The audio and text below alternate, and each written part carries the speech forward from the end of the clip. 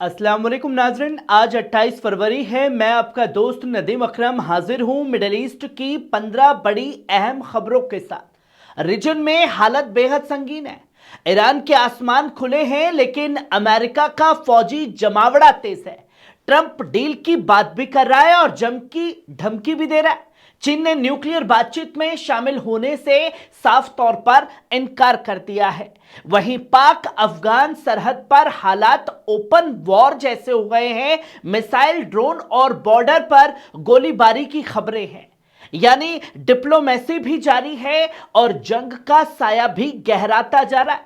पूरा बुलेटिन देखिए, हर खबर की तह तक जाएंगे। वहीं आप पहली खबर देखिए, ईरान में उड़ानों को लेकर के कोई पाबंदी नहीं। दोस्तों, ईरान से एक अहम वाजे बयान सामने आया है। ईरान की सिविल एविएशन ऑर्गेनाइजेशंस ने साफ कर दिया है कि मुल्क के अंदर या बाहर जाने वाली उड़ानों पर किसी भी तरह की कोई पाबंदी नहीं लगाई गई है। अधिकारियों का कहना है कि एयर ट्रांसपोर्ट सेक्टर पूरी तरह नॉर्मल तरीके से काम कर रहा है और कोई डिस्टरबेंस नहीं है। जो कुछ उड़ानें रद्द हुई हैं वो पहले से शेड्यूल के मुताबिक कैंसिल थी, उनका हालिया हालात से कोई ताल्लुक नहीं है। उधर तुर्की एयरलाइंस ने भी उन रिपोर्ट्स को खारिज कर दिया जिसमें कहा जा रहा था कि इस्तांबुल से तेहरान की फ्लाइट्स रद्द कर दी गई है। यानी साफ है, हालात पर नजर जरूर है, लेकिन आसमान फिलहाल पूरी तरह खुला है और अफवाहों की सियासत को हकीकत ने जवाब दे दिया है। वहीं आप दूसरी खबर देख सकते हैं, ट्रंप बोले डील भी चाहिए और जंग नहीं। दोस्तों, अमेरिकी सदर डोनाल्ड ट्रंप ने एक बार फिर ईरान के साथ डील की ख्वाहिश जताई है। उसने कहा कि वो ईरान से समझौता करना चाहता है और आज भी आगे की बातचीत की उम्मीद है। हालांकि ट्रंप ने यह भी कहा कि वो ईरान से खुश नहीं है। फौजी कार्रवाई के सवाल पर ट्रंप ने कहा कि वो मिलिट्री ताकत का इस्तेमाल नहीं करना चाहते, लेकिन कभी कभी यह जरूरी हो जाता है। साथ ही दावा किया कि ईरान को न्यूक्लियर हथियार रखने की इजाजत नहीं दी जा सकती।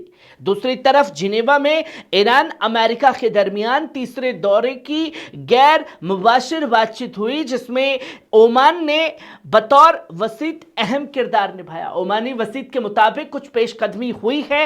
ईरान के वजीर खारजा अब्बास अराक्ची ने भी बताया कि अब टेक्निकल बातचीत सोमवार को वियना में शुरू होगी और जल्द ही चौथे दौर की तैयारी भी की जा रही है।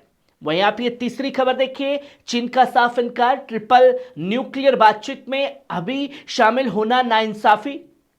दोस्तों, चीन ने अमेरिका की उस मांग को साफ तौर पर खारिज कर दिया है जिसमें उसे अमेरिका और रूस के साथ ट्राइबल न्यूक्लियर निस्त्रीकरण बातचीत में शामिल होने को कहा गया था।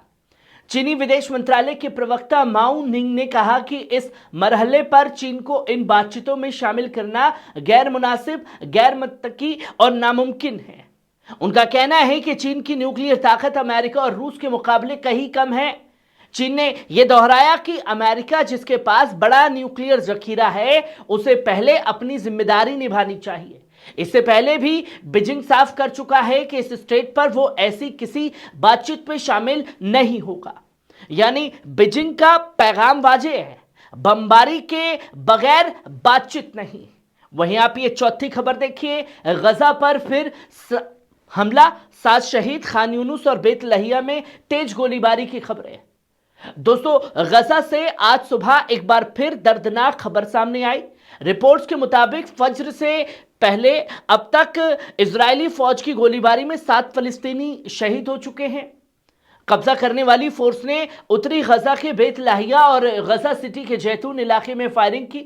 वहीं खान यूनुस के पश्चिम में हवाई हमला किया गया, जबकि पूरब में तोपखाने और मिलिट्री गाड़ियों से गोलीबारी हुई।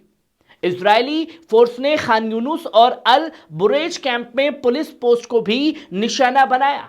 हमास ने इसे झूठे बहानों के तहत एक संगीन खिलाफ वर्जी करार दिया है।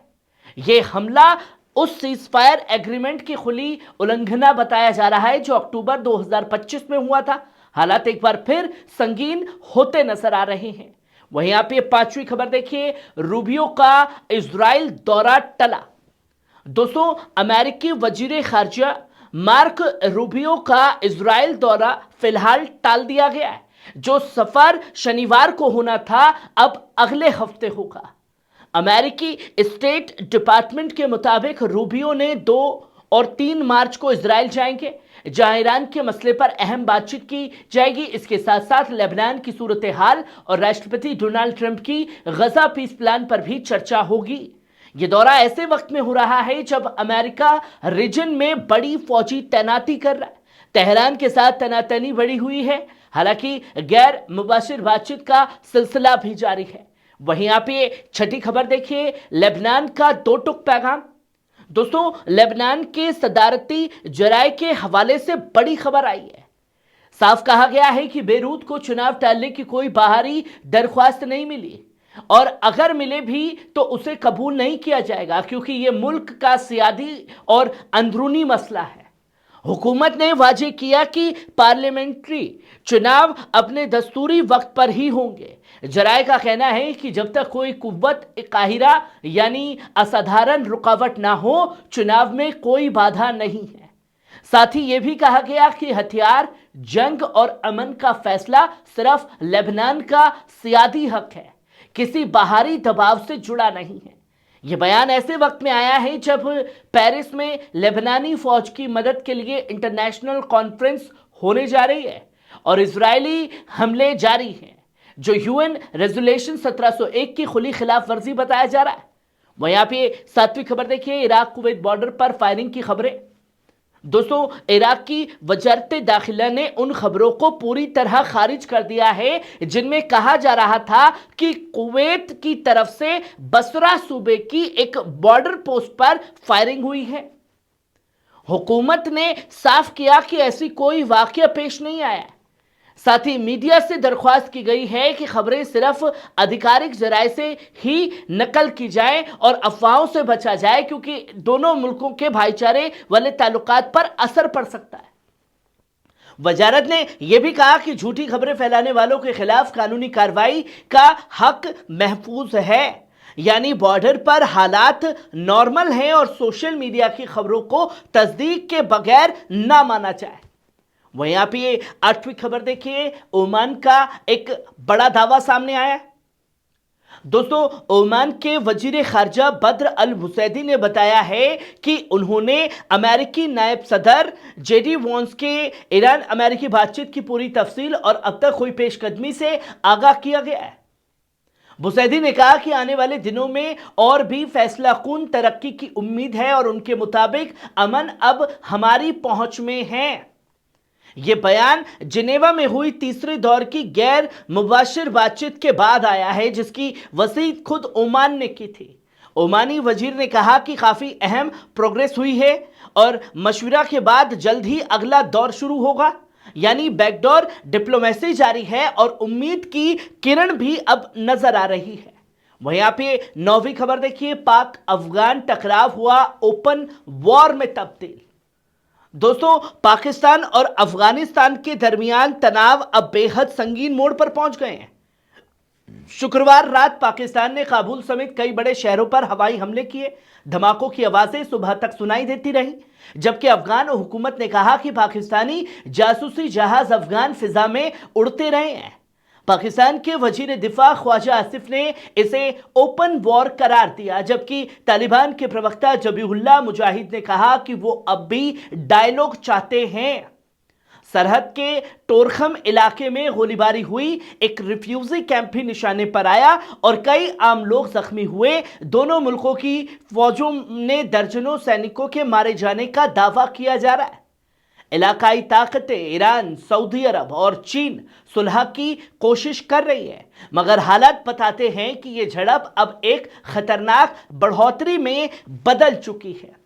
वहीं आप ये 10वीं खबर देखिए, अमेरिका का बड़ा कदम, इजराइल से नॉन इमरजेंसी स्टाफ हटाने की इजाजत।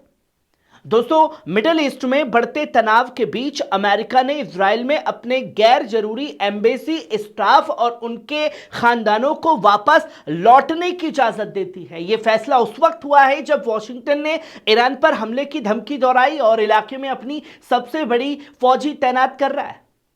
दुनिया का सबसे बड़ा aircraft carrier USS Gerald R Ford भी इजराइल के तट पर पहुंचने वाला है। दूसरी तरफ जिनेवा में ओमान की वसीद से हुई बातचीत के बाद भी तेहरान ने कहा कि गैर मुनासिब मांगे छोड़नी होंगी तभी डील मुमकिन है। अगला दौर जल्द होगा। वियना में टेक्निकल बातचीत भी तय है, मगर हालात बताते हैं कि डिप्लोमेसी जारी है, लेकिन जंग का साया भी साथ साथ चल रहा है। वहीं आप ये 11वीं खबर देखिए, इस्तांबुल से तेहरान उड़ानें रद्द। दोस्तों, ईरान के आसपास बढ़ती अमेरिकी फौजी तैनाती के बीच इस्तांबुल एयरपोर्ट से तेहरान जाने वाली कई उड़ानें आज रात को रद्द कर दी गई। एयरपोर्ट प्रशासन के मुताबिक टर्किश एयरलाइंस और 2 ईरानी कंपनियों की फ्लाइट्स कैंसिल हुई है। शनिवार को तय 4 और उड़ानें भी रद्द कर दी गई। हालांकि कुछ फ्लाइट्स अब भी शेड्यूल में हैं। तबरीज जाने वाली एक उड़ान को भी रोक दिया गया है। तुर्की हुकूमत ने फिलहाल ईरान के हालात पर कोई आधिकारिक बयान नहीं दिया है। याद रहे कि तुर्की और ईरान के दरमियान 550 किलोमीटर लंबी सरहद है, जहां 3 बॉर्डर क्रॉसिंग पॉइंट मौजूद है। यानी हालात एहतियात की तरफ इशारा कर रहे हैं और उड़ानों पर इसका सीधा असर अब दिखाई दे रहा है। वहीं आप ये 12वीं खबर देखिए, नॉर्थ वेस्ट ईरान के आसमान में F-5 की उड़ान। दोस्तों, ईरान के उत्तर पश्चिम इलाके में आज आर्मी एयरफोर्स के कमांडर ब्रिगेडियर जनरल बेहमार्थ ने खुद F-5 फाइटर जेट उड़ाकर एक अहम पैगाम दिया। रिपोर्ट्स के मुताबिक ये उड़ान नॉर्थ वेस्ट ईरान के आसमान में की गई, जिसे मिलिट्री तैयारी और ऑपरेशनल रेडिनेंस का इजहार माना जा रहा है। ऐसे वक्त में जब रीजन में तनाव बढ़ा हुआ है, इस तरह की फ्लाइट्स को ताकत और एहतियात दोनों के तौर पर देखा जा रहा है। यानी जमीनी बयानों के साथ साथ आसमान में भी एक्टिविटी तेज है और ईरान अपनी एयर डिफेंस व काबिलियत पूरी तरह दिखा रहा है। वहीं आप ये 13वीं खबर देखिए, पाकिस्तानी फौजी ठिकानों पर BM-21 रॉकेट दागे जाने की खबर सामने आ रही है। दोस्तों, एक खबर मिल रही है कि अफगान फोर्सेस ने ड्यूरन लाइन के पार पाकिस्तानी मिलिट्री पर बड़े पैमाने पर मिसाइल हमले शुरू कर दिए हैं। जराये का दावा है कि इन हमलों में BM-21 रॉकेट इस्तेमाल किए गए हैं। हालात बेहद संगीन बताए जा रहे हैं। हालांकि दोनों तरफ से आधिकारिक तस्दीक का इंतजार लगातार जारी है। याद रहे, सरहद पर पिछले कुछ महीनों से टकराव और जवाबी कार्रवाई का सिलसिला जारी है। अगर यह रिपोर्ट सही है तो यह बढ़ती हुई तनकीद सूरत हाल का इशारा करती है। वहीं आप ये 14वीं खबर देखिए, इस्लामाबाद के नौशेर इलाके में ड्रोन हमला, तोपखाने के गोला बारूद डिपो को बनाया निशाना। दोस्तों, रिपोर्ट्स के मुताबिक पाकिस्तान के इस्लामाबाद के नौशेर इलाके में एक ड्रोन हमले की खबर सामने आई है। कहा जा रहा है कि इस ड्रोन ने तोपखाने के गोला बारूद डिपो को निशाना बनाया है। फिलहाल इस खबर की आधिकारिक तस्दीक का इंतजार है, लेकिन अगर ये जानकारी सही साबित होती है तो ये सूरत हाल को और संगीन बना सकती है। इलाके में पहले से ही तनाव बढ़ा हुआ है और इस तरह की कार्रवाई हालात को और बिगाड़ सकती है। हम आपको इस मामले में आने वाली हर नई तफसील से आगाह कराते रहेंगे। वहीं आप ये आखिरी और 15वीं खबर देखिए, तेल अवीव में अमेरिकी टैंकरों की कतार, बेन गुरियन एयरपोर्ट पर KC-135 और KC-46 की तैनाती। दोस्तों, तेल अवीव के बेन गुरियन एयरपोर्ट से बेहद अहम तस्वीरें सामने आई हैं। रिपोर्ट्स के मुताबिक अमेरिकी एयरफोर्स के कई रिफ्यूलिंग टैंकर KC-135, KC-46 और वहां तैनात किए गए हैं। जराये का दावा है कि करीब 14 टैंकर एयरक्राफ्ट मौजूद हैं, जबकि कुछ रिपोर्ट्स में इनकी तादाद 20 तक बताई जा रही है। सोशल मीडिया पर वायरल वीडियो में देखा जा सकता है कि अमेरिकी टैंकर जेट सिविलियन एयरलाइंस के साथ कतार में खड़े हुए नजर आ रहे हैं। माहिरीनी के मुताबिक रिफ्यूलिंग टैंकरों की तैनाती किसी भी बड़े हवाई ऑपरेशन की तैयारी का इशारा होती है, क्योंकि ये लड़ाकू जेट्स को हवा में ही ईंधन मुहैया कराते हैं। यानी मिडिल ईस्ट में बढ़ती हलचल के बीच ये तैनाती एक अहम मिलिट्री सिग्नल माना जा रहा है, जिसकी तस्वीरें दुनिया के सामने है। नाज़रीन, ये थी मिडिल ईस्ट की आज की 15 बड़ी अहम खबरें। आपको कैसी लगी कमेंट बॉक्स में आकर के अपनी राय जरूर दीजिएगा। शुक्रिया।